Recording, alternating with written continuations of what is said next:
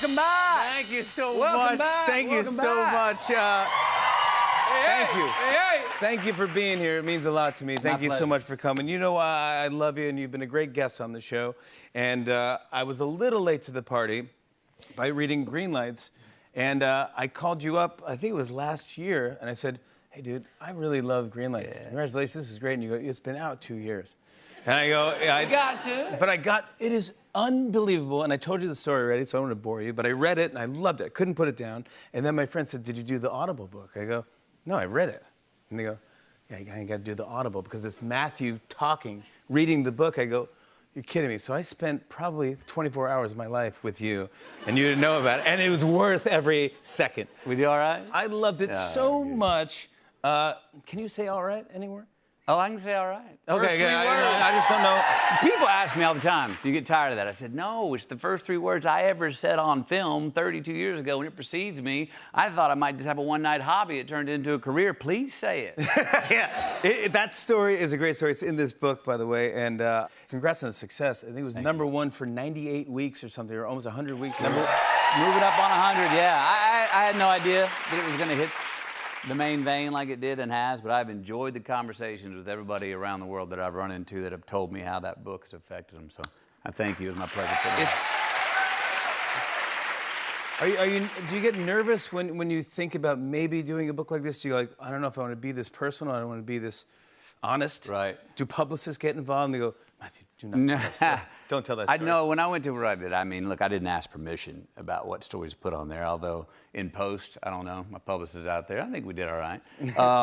I told personal stories, but I tried to tell them in a way that anyone, age, female, male, whatever, could understand them and see themselves in my story. And that's been the main thing I've heard from people around the world going, hey, I've been in that scenario and I chose to do something different than you did. I'm going to try what you did. Or I've been in that scenario and I screwed up like you did, McConaughey. Yeah. You know, so they're seeing me and them and talk about your mom and dad and yeah, all this yeah. stuff. But they're so interesting. It's so honest in here. And I go, oh, that's real. Yeah. This book is so real, and I love that. And then kind of you could see the seeds of Just Because in Greenlights, because this treehouse here, there's a story behind this treehouse.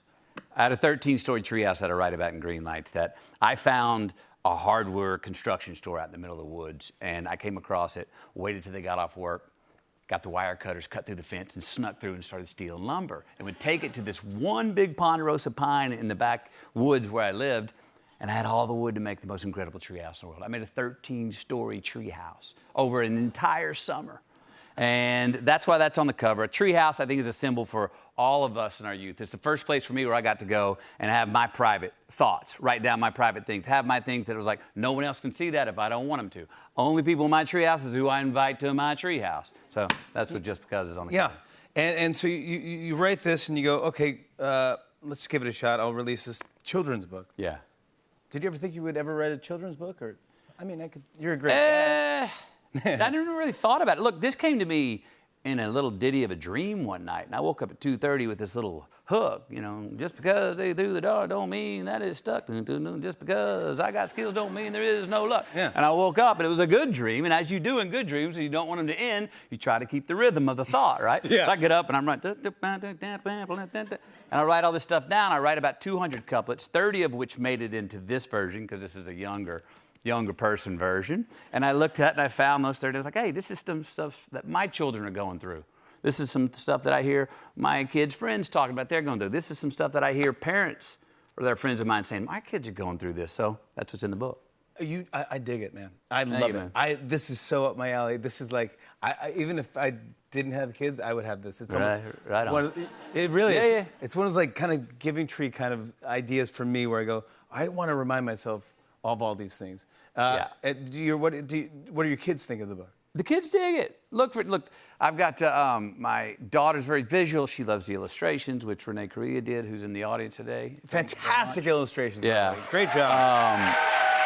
So cute. My eldest and I have talked about similar scenarios that he's going through now in his teenage years. My youngest is still sort of holding out to tell me if he likes it or not, but that's just kind of his character.